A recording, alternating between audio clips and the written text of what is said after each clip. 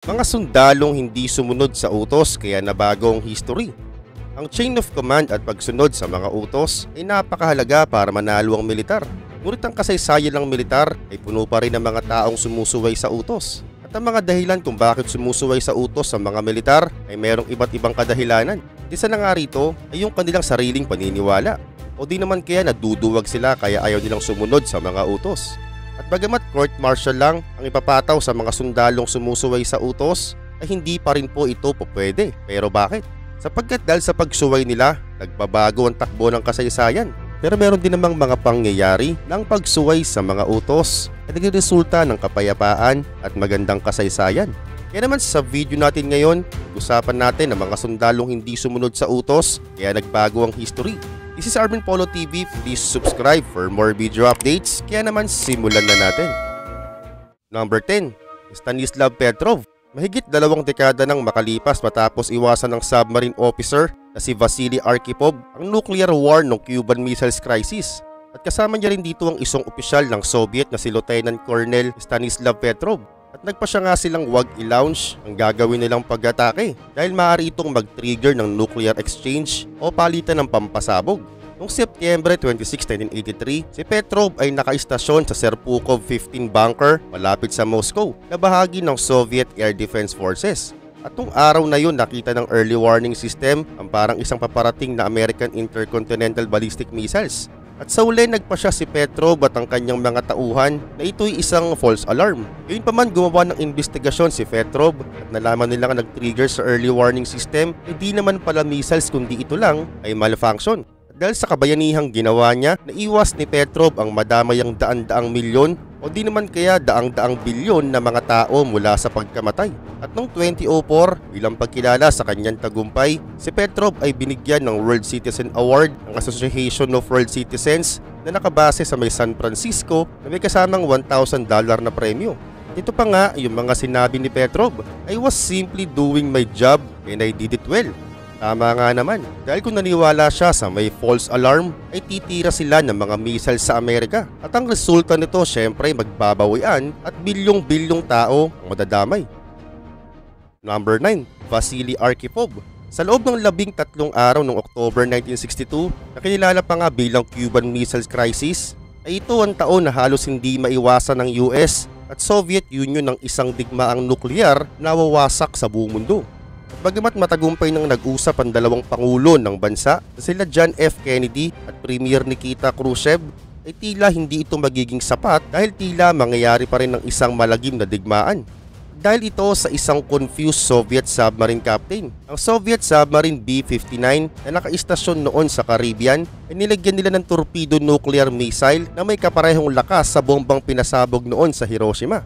At ang mga ito'y aatakihin ang teritoryo noon ng Amerika na hindi naman inutos ng main base sa Moscow dahil akala noon ni Valentin Savitsky na aatakihin sila ng mga US submarine at senyalis na ito na mag-uumpisa na ulit ang gera. Pero dahil kay Vasily Arkhipov na isang fleet's commander na kasama ni Savitsky sa may submarine na baka hindi naman ito banta sa atin at baka bitbit lang ng Amerika ang soldiers nila sa mga submarine pabalik sa shore. Dahil kinausap ni Arkhipov si Savitsky, hindi natuloy ang dapat na sanay nuclear war. Number 8. David Emanuel Teach Sr. Si David Emanuel Teach Sr. ay pinanganak noong September 23, 1925 sa Brooklyn, Kings County, New York at namatay noong June 4, 2019 sa edad na 93 years old. At noong April 22, 1951, nilunsad ng hukbong Chino ang Spring Offensive laban sa mga puwersang Amerikano ng Korean War. Ito'y nagpadala ng halos 300,000 troops para sa lakayin ng mga linya ng Amerikano. At pagkalipas ng 2 araw, ang mga puwersang Amerikano hindi nakapaniwala sa dami ng mga ito. Ang commander nitong si E.C. Rivera ay humingi ng tulong sa radyo at nagpa siyang mga natitirang puwersang Amerikano ay umaatras na. Si Rivera at ang kanyang 65 na tauhan mapapahama kung di dahil kay Teniente Dave Teach. Number 7. Corporal Desmond Doss. Maring narinig mo na sa ibang nating video si Desmond Doss dahil sa hindi nito paggamit ng armas sa gera. At technically hindi lumabag si Desmond Doss sa anumang mga utos.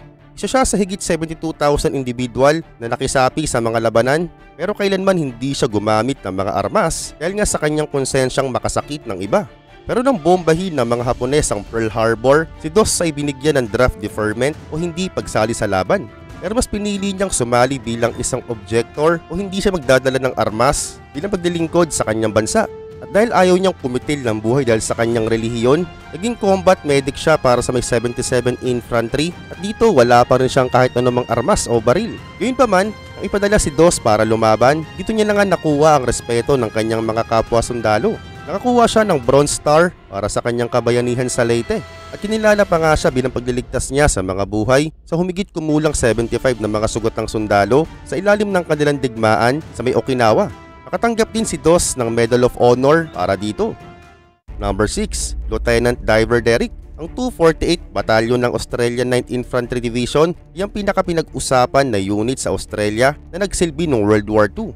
At si Lieutenant Thomas Diver Derrick ay ang isa sa mga pinakamahal na sundalo ng batalyon. Ang pinakakilalang tagumpay ni Derrick ay yung labanan ng Saddleberg sa New Guinea noong Nobyembre 1943. Ang 248 Batalyon ay sumali sa laban, ngunit pagkaraan ng isang linggong pakikipaglaban, inutos ni Commanding Officer Derrick na mag-retreat o umatras kahit nalabag ito sa pinag-uutos. Sabi ni Derrick na bagger the CO, "Just give me 20 minutes and we'll have this place."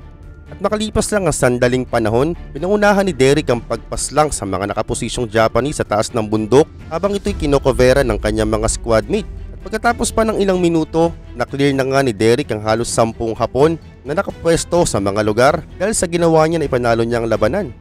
Dahil sa ginawa niya, nakatanggap siya ng Victoria Cross para sa kanyang mga katapangan. Sa kasamang palad, namatay si Derrick sa huling bahagi ng digmaan matapos magkaroon ng matinding pinsala sa labanan ng Tarakan noong May 1945. Number 5, General Dietrich von Choltitz.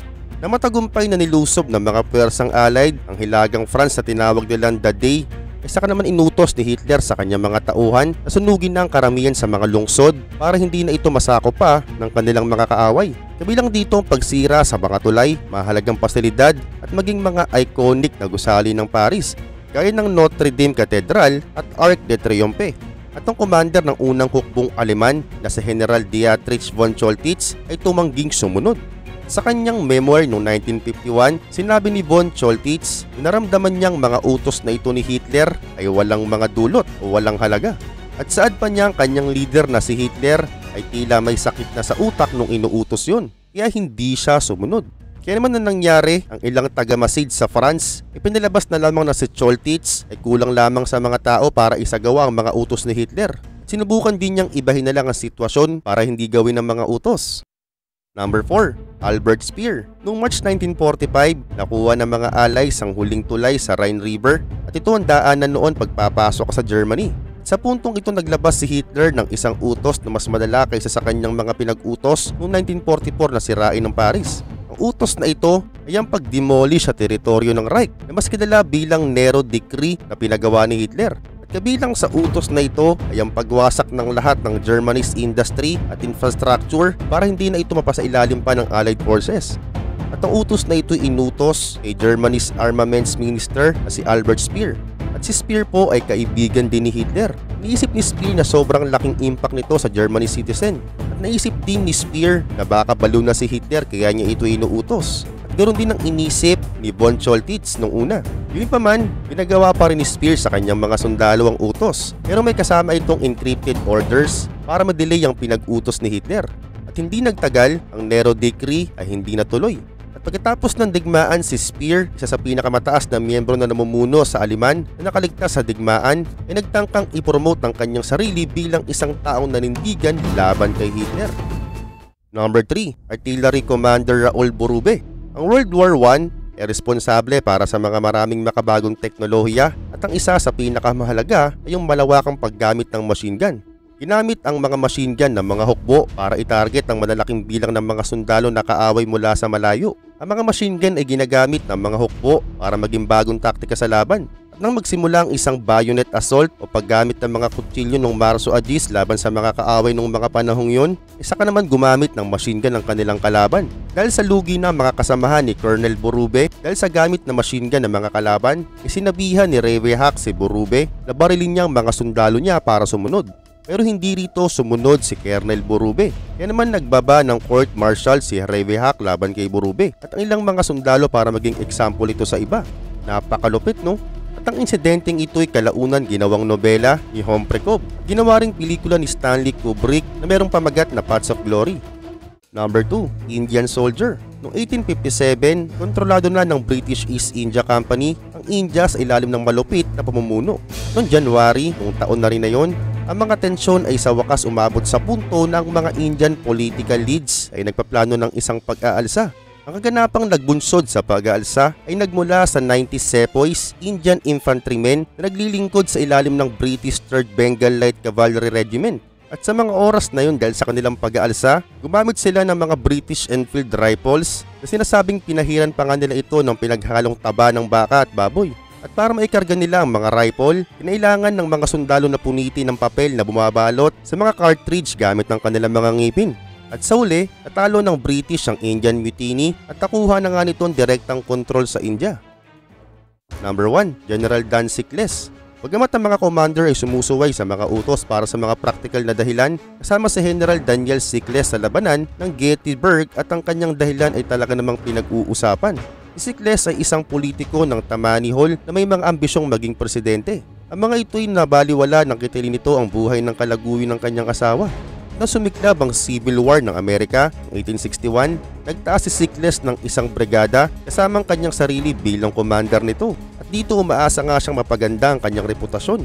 At ang July 2, inutusan ang Sickless 3rd Corps na depensahan ng isang bahagi ng Cemetery Ridge sa kinabibilangan ng Little Round Top. Ito'y nasa may sentro sa pagitan ng dalawang iba pang mga dibisyon. Si Sickless ay humingi ng pahintulot kay Major General George S. Meade na lumapit ng 1 milya patungo sa Emmitsburg Road. Pero tumanggi si Meade. Kaya naman si Sickless ay ginawa pa rin ang kanyang plano at ito naging dahilan kung bakit natalo ang kanyang hukbo. Kaya naman dahil dito, napilitang umatras si Sickless at talagasan nga sila ng halos 40% ng kanyang puwersa. Dahil sa pag-atras si Sickless, naisalba niya ang buhay ng ilan niyang makakasamahan.